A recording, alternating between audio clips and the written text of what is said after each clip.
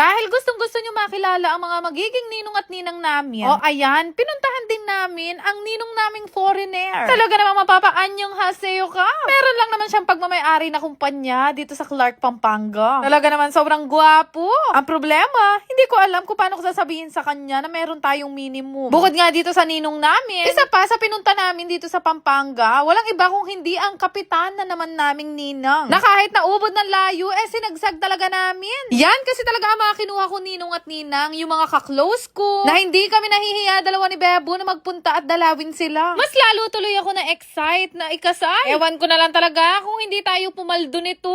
Naksyuta!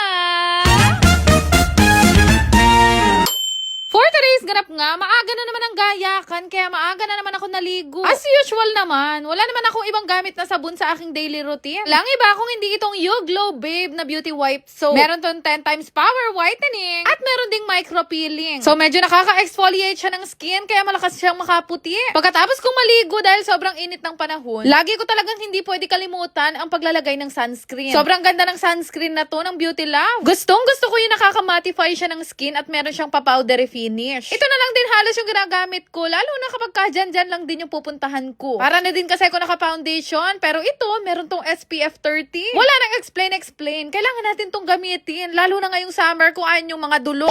Hindi lang mukha ang inaalagaan ko. Syempre, pati kilikili. Abay, malapit na ang kasal. Hindi naman po pwedeng nakatinted ang kilikili natin. Yan ang daily routine ko. Talagang hindi ko pwedeng kalimutan yan sa araw-araw. Ang laki ng pinutoy ng kilikili ko simula nung gumamit ako nitong K-Serin Underarm Serum. Mayroon kasi itong 5% glycolic acid, kaya nakakatulong siya sa mga discoloration sa balat. Mabilisan lang din yung paggayak ko at nagbiyahe na nga kami pauwi nga ng Pampanga. Pero kami pupunta lang dito. Ito yung ninang namin na si Ma'am Marilyn. Yes, si Ma'am Marilyn ay teacher ko siya nung high school. Dahil nga hindi ako paboritong anak ng nanay ko nun. Nuko, kahit anong meeting, hindi siya pumupunta sa school namin. Buti na lang, merong Ma'am Marilyn. Kaya nung nag-decide na kami na ikakasal kami, hindi ko siya pwedeng kalimutan. Lahat ng ganap ko ng high school ako si Ma'am Marilyn ang kasama ko. Siya talaga ang naging pangalawang nanay ko sa school. Kaya yung mga kaklase ko nagagalit sa akin nun. Kasi laging ako ang pinakamataas kahit lagi ako nagkakating.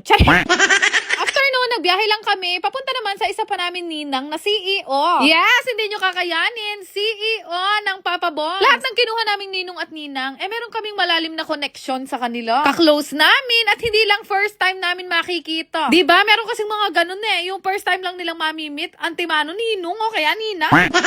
Hindi ko sinunod yung nanay ko na kunin mo si tsaka si kumari kung mapera yun. Charis lang, buti na talaga, hindi ganon ang mga parents namin. Nakasuporta lang sila sa lahat ng desisyon namin dalawa ni Bebo at hindi sila mapakialam. Kadalasan kasi, yung mga nababasa ko nagpapakasal, ang problema talaga nila, yung mga parents nga. Siyempre, ang kasal, limited lang naman ang bisita. Pero yung mga magulang daw nila, sila pa yung mga nag-iimbita. Kapanamo, hindi ganon ang mga parents namin, ay Diyos ko.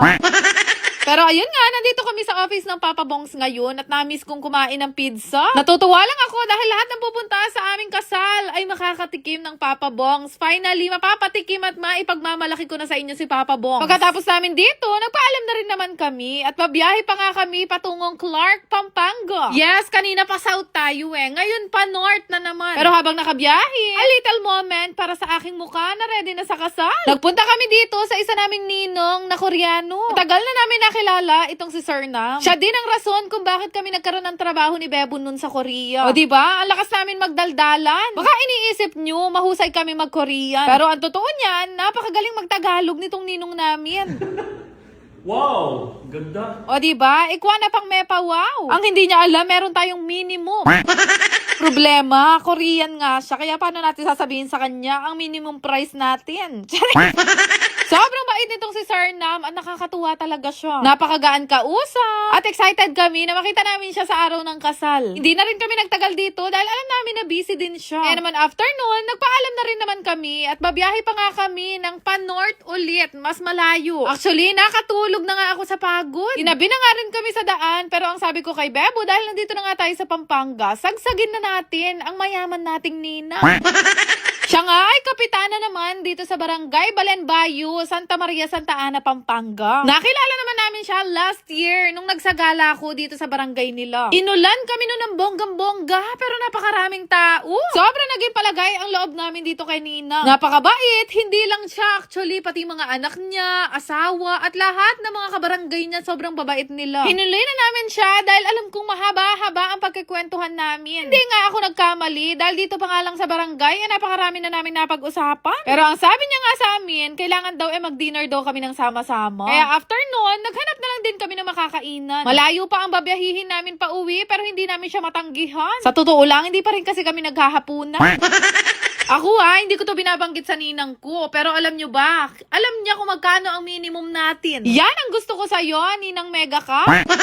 Ang dami niyang in-order. Hindi namin alam na ganito kalalaki ang serving dito sa kinainan namin. Wala kaming ibang ginawa kung hindi magtawanan habang kumakain. Puro kasi kalokohan itong mga naiisip namin. Ultimo kasi yung mga anak niya, kaklose na din namin. Kaya naman sobrang palagay ang loob namin sa kanila.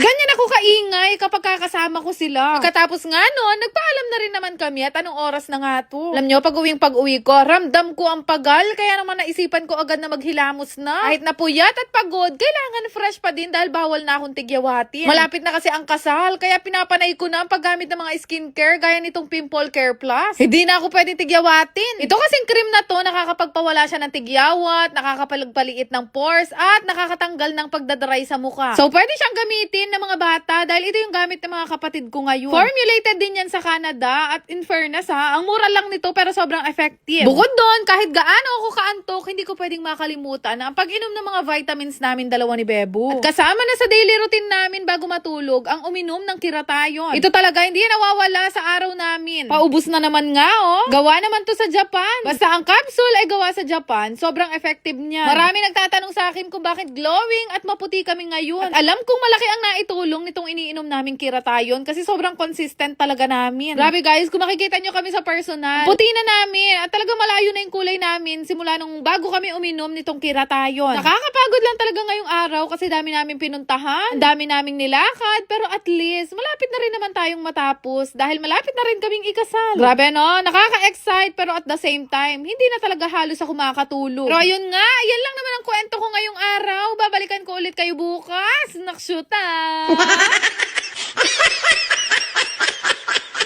Yun lang naman. Salamat! Totoo ang chismis na mamimigay ako ng brand new iPhone. Dali lang naman manalo ng iPhone sa akin. Basta lagi ka nakashare sa video na to at sumusunod ka kung anong nakalagay sa comment section ko. Kaya kung gusto mong manalo, i-check